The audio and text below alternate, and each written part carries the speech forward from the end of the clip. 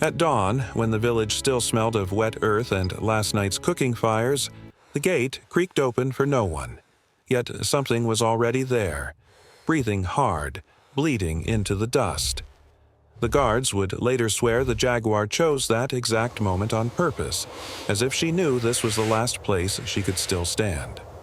Massive shoulders sagged, golden fur darkened with blood, and beneath her ribs her belly swelled, unmistakably heavy with unborn life.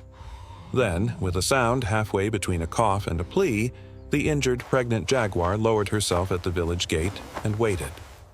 Everyone else was still asleep. Only one man saw her first.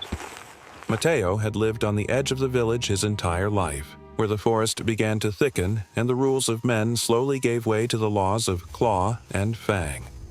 He was not a hunter anymore, though people still whispered the word when they spoke his name.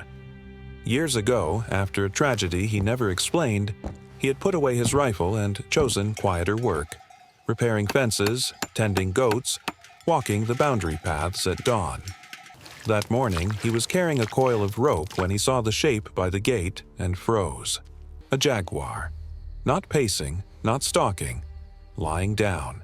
Every lesson fear had taught him screamed to run, to shout, to warn the village. Jaguars were killers, beautiful, silent, unstoppable. But as Mateo took one careful step closer, he saw the tremor in her flanks, the way her breath rattled, the blood matting her fur. He saw her eyes lift to him, not with rage, but with exhaustion so deep it seemed ancient. She didn't growl. She didn't bare her teeth. She simply watched him, as if measuring whether he was the last mistake she would ever make. Mateo set the rope down, slowly. Every movement was deliberate, calm, almost ceremonial. He spoke, not loudly, not to command, but the way one speaks to a frightened horse or a grieving child. "It's all right," he murmured, though he had no idea if that was true. "You're safe for now." The jaguar's tail flicked once. Her eyes never left him. When the sun rose higher and villagers began to stir, Mateo was already at work. He waved away the first shouts, the panicked questions, the calls to fetch weapons. He planted himself between the gate and the jaguar, arms out, voice steady. "No guns," he said. "No shouting. She's hurt. She won't attack." They thought he had lost his mind, but something in his stance, unmoving, rooted, fearless, made them hesitate. They watched as he brought water in a shallow bowl and placed it a careful distance away. The jaguar sniffed, waited, then dragged herself forward and drank. A collective breath left the watching crowd. Mateo saw the wound then, a deep gash along her side, likely from a snare or crude trap set illegally in the forest. Infection had already begun to creep in. Worse, she was heavily pregnant. Every breath, every movement was costing her more strength than she had left. If she stayed at the gate, she would die. If she fled into the forest, she would die faster. There was only one option, and Mateo knew it would terrify everyone, including himself. He would move her, not by force, not with cages or ropes, but by trust. He spent the rest of the morning working alone. He cleared his old storage shed near the edge of the village, laying down clean straw, reinforcing the door, widening the entrance so she wouldn't feel trapped. He mixed herbal poultices his grandmother had once taught him to use on livestock wounds, the smell sharp and green. All the while, the jaguar watched him from the gate, her eyes following his movements as if she understood he was building something for her. By afternoon, the heat pressed down heavy and merciless. The jaguar tried to stand and collapsed. That was when Mateo stopped asking the village for patience and started demanding silence. He approached her slowly, speaking the entire time, low and constant. He did not touch her head or her claws. He pressed the poultice against the wound, and she flinched, a warning rumble vibrating through her chest. Mateo froze, breathed, waited. Then the rumble faded. Minutes stretched into hours.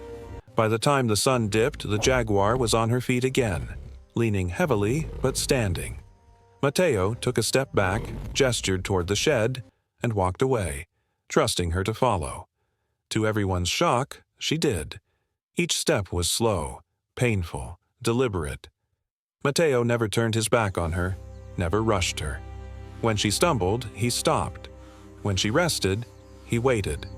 It was not dominance that guided them, but something rarer, a fragile agreement between two wounded beings who understood survival. She entered the shed at dusk. Mateo closed the door gently, leaving it unlatched. That night, no one in the village slept.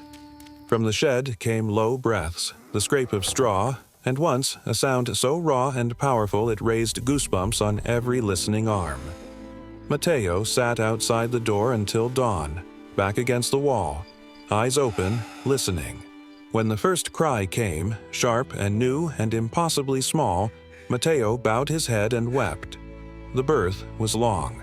The jaguar labored through pain that would have killed a weaker animal, her body already taxed beyond reason. Mateo did not interfere unless she faltered, offering water, murmuring reassurance, keeping the space quiet and safe.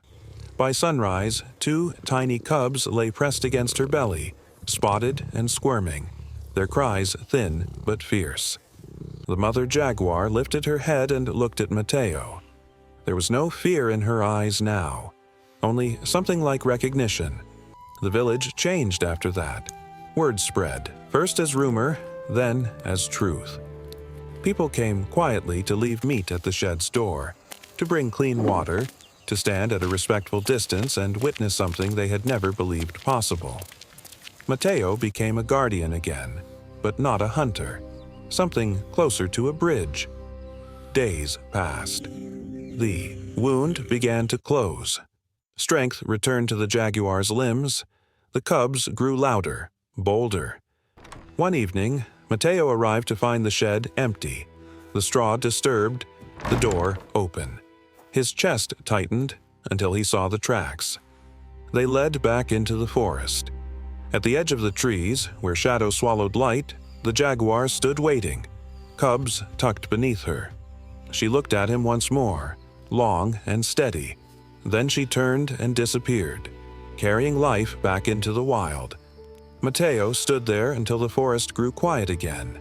The village gate still creaks at dawn, but now, when people hear it, they remember the morning a wounded mother trusted a single human, and how one choice, made without weapons or fear, saved 3 lives and changed many more forever.